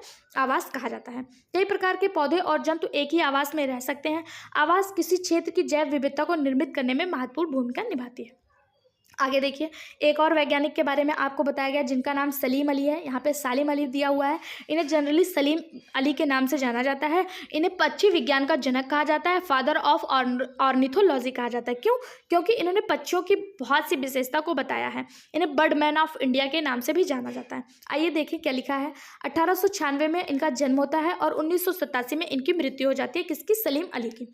पक्षियों में विविधता का अवलोकन करने के लिए पूरे भारत की इन्होंने यात्रा की थी। उन्होंने सभी पक्षियों की एक सूची तैयार की और उनके यात्रा मार्गों, आवासों को भी प्रलेखित किया। उन्होंने पक्षियों की अत्यधिक विविधता वाले क्षेत्रों को अंकित किया और उन क्षेत्रों के संरक्षण के उपाय भी बताए। केवलादेव राष्ट्रीय उद्यान, भरतपुर राजस्थान, रंगथंभी पक्षी अभ्यारण्य, मांड्या कर्नाटक जैसे संरक्षित क्षेत्रों के उदाहरण हैं। उन्होंने भारतीय उपमहाद्वीप के पक्षियों पर 10 खंडों की ऐतिहासिक पुस्तक श्रृंखला लिखी। इन्हें भारत का पक्षी पुरुष या बर्डमैन ऑफ इंडिया के नाम से भी जाना जाता है। उनके योगदान के लिए इन्हें 1976 में पद्म विभूषण से भी सम्मानित किया। पद्म विभूषण भारत में प्राप्त किया जाने वाला दूसरा सर्वोच्च पुरस्कार है, पहला भारत रत्न और दूसरा पद्म विभूषण। तो सलीम अली को 1976 में पद्म विभूषण से भी सम्मानित किया गया है। क्यों? क्योंकि इन्होंने पक्षियों के बारे में अनेक जानकारी प्राप्त की और उन्हें हमारे तक साझा किया। इन्होंने पक्षियों को कैसे रखें, उनके आवास कैसे बनाएं, उन्हें कैसे जीवित रखा जा सकता है, किन पक्षियों को एक साथ रखा जा सकता है, यह सब जानकारी भी प्राप्त की। ठीक है, इसके लिए इन्हें पद्म विभूषण भी प्राप्त किया गया। इन्हें भारत का पक्षी पुरुष या बर्डमैन ऑफ इंडिया के नाम से भी जाना जा सकता है। फादर ऑफ ऑर्निथोलॉजी या फादर ऑफ पक्षी विज्ञान कौन है? पक्षी विज्ञान के पिता कौन है? तो इन्हीं सलीम अली को पक्षी विज्ञान का पिता कहा जाता है। यहाँ से क्वेश्चन देखने को मिलता है। अब देखिए, आप किन किन भिन्न विधियों के माध्यम से पौधे और जंतुओं के आवास के आधार पर उनके समूह बना सकते हैं। एक विधि तो यह है जो थल पर रहते हो, जो जल में रहते हो, इस आधार पर उनका समूह बना सकते हैं। अब देखिए, जल थल और जल थर दोनों पर रहने के आधार पर आप आवास के माध्यम में जंतुओं का समूह बना सकते हैं। ऐसे जीव जंतु जो स्थल पर रहते हैं, जो पृथ्वी पर रहते हैं, जो टेरेस्ट्रियल पर पाए जाते हैं, उन्हें थलीय आवास या फिर स्थलीय आवास कहा जाता है। जो पर्वतों में रहते हैं, जंगलों में रहते हैं, मैदानों में रहते हैं, पृथ्वी पर, यानी कि जनरली वो पृथ्वी पर पाए जाते हैं, उन्हें थलीय आवास के रूप में उनके रहने के स्थान को थलीय आवास कहा जाता है। ऐसे जीव जंतु जो जल में रहते हैं, सागरों में रहते हैं, नदियों में रहते हैं, तालाब झीलों में रहते हैं, यानी कि जो जल में पाए जाते हैं, उन्हें जलीय आवास कहा जाता है। और ऐसे जीव जंतु जो जल और थल दोनों पे रहते हैं, जैसे मेढक को मान लीजिए, वो जल पे भी रहता है, नदियों में भी रहता है, तालाबों में भी रहता है, पौंड में भी रहता है, और वो पृथ्वी पर भी रहता है, टेरेस पे भी रहता है, तो उसको क्या कहा जाता है? उभयचर कहा जाता है। ठीक है। यदि किसी पौधे या जंतु का आवास क्षतिग्रस्त हो जाए तो क्या होगा? यदि बकरी को खाने के लिए घास न मिले तो क्या होगा? क्या मछली बिना जल के जीवित रह सकती है? इन सब का जवाब आपको कमेंट बॉक्स में बताना है। ठीक है। अपने माता पिता, दादी और पड़ोसियों से उन पौधे, पक्षियों और कीटों अथवा ऐसे अन्य जंतुओं के बारे में जाने जिन्हें वे बचपन से पराया देखते थे, लेकिन अब वे कम दिखाई देते हैं। ऐसे परिवर्तन तब होते हैं जब उनका आवाज जो है वो नष्ट हो जाता होगा। आप अगर 6th क्लास में पहुंच गए हैं तो आपने डायनासोर के बारे में जरूर सुना होगा। डायनासोर एक ऐसा जीव था जिसके रहने के लिए पृथ्वी पर वातावरण जो उसका अनुकूलन था वो उसके लायक था, तब वो पृथ्वी पर रहता था। लेकिन एक समय ऐसा आया कि जैसे जैसे प्रकृति ने अपने आप को चेंज किया, उसके रहने योग्य आवास उसको नहीं मिला और वो जो है वो विलुप्त हो गया। जैसे आपने अपने आसपास जुगनू को देखा होगा। जुगनू पहले बहुत सारे, ढेर सारे देखने को मिलते थे, लेकिन धीरे धीरे वो जुगनू जो है वो नष्ट होते जा रहे हैं। क्यों? क्योंकि उनका आवास नष्ट होते जा रहा है। लोग पेड़ पौधों को काटते जा रहे हैं, वातावरण में अत्यधिक पॉल्यूशन हो जा रहा है, जिसके कारण वो अपने आप को अडॉप्ट नहीं कर पा रहे हैं, अपने शरीर को अनुकूलन नहीं बना पा रहे हैं, उस आवास के उस में रहने लायक अनुकूल नहीं कर पा रहे हैं, तो वो नष्ट होते जा रहे हैं। ठीक है। इसी तरह आप और जीव जंतुओं को भी बारे में भी जानकारी इकट्ठा कर सकते हैं जो पहले देखने को मिलते थे लेकिन अब नहीं देखने को मिलते हैं। ठीक है। पौधे और जंतुओं के आवास की क्षति से वे अपने घर, भोजन और अन्य साधनों से वंचित होते जा रहे हैं। इसे ही जैव विविधता की हानि कहते हैं। ठीक है। आगे देखिए, भारत में बंगाल बाघ, चीता, ये जैसे ये जो कलरफुल होते हैं ना, ये बहुत ज़्यादा इंपॉर्टेंट होते हैं। यहाँ से जो क्वेश्चन है वो जरूर देखने को मिलते हैं। इसे आप ध्यानपूर्वक देखिए। क्या दिया है?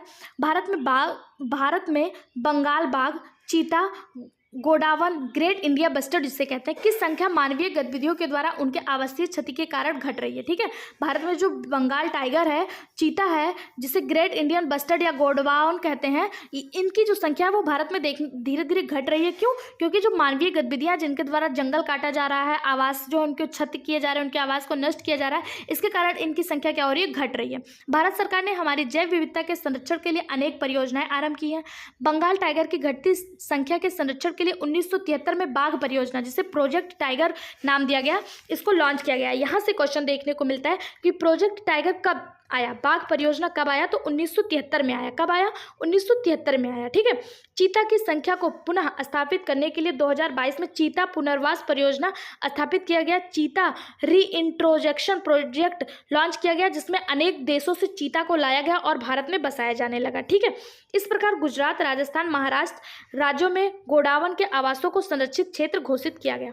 इनको संरक्षित करने के लिए, इनको बचाने के लिए भारत सरकार के द्वारा अनेक प्रयास किए जा रहे हैं। हमें भी अपने तरफ से उसको बचाने में महत्वपूर्ण भूमिका निभानी चाहिए। जंगलों को नुकसान नहीं पहुंचाना चाहिए। कोई भी जीव जंतु हमें जो दिख रहा है उन्हें मारना नहीं चाहिए, उन्हें क्षतिग्रस्त नहीं करना चाहिए, उनको सृजित करने का कार्य करना चाहिए। ठीक है। आगे क्या दिया है? परंपरागत रूप से संरक्षित वन, पवित्र उपवन जिसे स्क्रेड ग्रोव्स कहते हैं। पवित्र उपवन वह आबंधित वन क्षेत्र है जिसका आकार बहुत छोटे से लेकर बहुत बड़ा तक हो सकता है। पवित्र उपवन पूरे भारत में पाए जाते हैं। ये कई प्रकार के औषधीय पौधे समेत विभिन्न प्रकार के पौधे और जंतुओं का घर है। इनका संरक्षण स्थानीय समुदाय द्वारा किया जाता है और यहाँ किसी को भी किसी जीव जंतु को हानि पहुँचाने, पेड़ों को काटने या क्षेत्रों को क्षति पहुंचाने की अनुमति नहीं है। इस प्रकार के पवित्र उपवन सामुदायिक रूप से संरक्षित जैव संपदा है। आप अपने क्षेत्र में पवित्र उपवन के विषय में पता लगाइए। अब देखिए, आपको यहाँ पे एक ऐसा उपवन जहाँ से आपको अनेक औषधि मिलती है। आप बीमार होते हैं तो वहाँ से अनेक प्रकार की औषधियाँ प्राप्त की जा सकती हैं और वहाँ पे अनेक जीव जंतु का आवास होता है। उनको संरक्षित करने के लिए कहा जा रहा है। इनको संरक्षित कौन करता है? तो कुछ ऐसी जनजातियाँ होती हैं जो जंगलों में निवास करती हैं, तो उन्हीं के द्वारा इस पवित्र उपवन को संरक्षित किया जाता है। आगे क्या दिया है? हमें अपने ग्रह को जीवन से परिपूर्ण बनाए रखने के लिए जैव विविधता की रक्षा करने की आवश्यकता है ताकि पौधे एवं जंतु बचे रह सकें और फलते फूलते रहें। ठीक है। अब देखिए, ये चैप्टर जो है यहीं पर ख़त्म होता है। इस चैप्टर में हम लोगों ने क्या देखा? हम लोगों ने देखा हमारे आसपास जो जीव जंतु हैं उनमें कौन कौन सी विविधता पाई जा रही है, वो उनके रहने का आवास कैसा है, वो खाते क्या हैं, वो चलते कैसे हैं, इन चीज़ों के बारे में हम लोगों ने देखा। साथ साथ हमने पौधों के तने के बारे में, पौधों की पत्तियों के बारे में, पौधों की सिराओं के बारे में देखा, उनके बीज के बारे में उनको डिवाइड किया, जंतुओं को उनके गति के आधार पर, आकृति के आधार पर, संरचना के आधार पर, परिवेश के आधार पर उनको डिवाइड किया। साथ ही साथ हमने जानकी अम्बाला जैसे महत्वपूर्ण और सलीम अली जैसे महत्वपूर्ण वैज्ञानिक के बारे में भी देखा। तो इस चैप्टर में हम लोग ने इतना कुछ देखा। आगे का जो हमारा चैप्टर है वो हम नेक्स्ट वीडियो में पढ़ेंगे। ये यहाँ पे कुछ प्रमुख शब्द दिए हुए हैं और इसके क्वेश्चन आंसर भी दिए हैं। अगर आप हमें सपोर्ट करते हैं, चैनल को सब्सक्राइब करते हैं, वीडियो को ज़्यादा से ज़्यादा शेयर करते हैं, लाइक करते हैं, तो हम इसके क्वेश्चन आंसर भी आपके साथ साझा करेंगे। वीडियो में बने रहने के लिए धन्यवाद।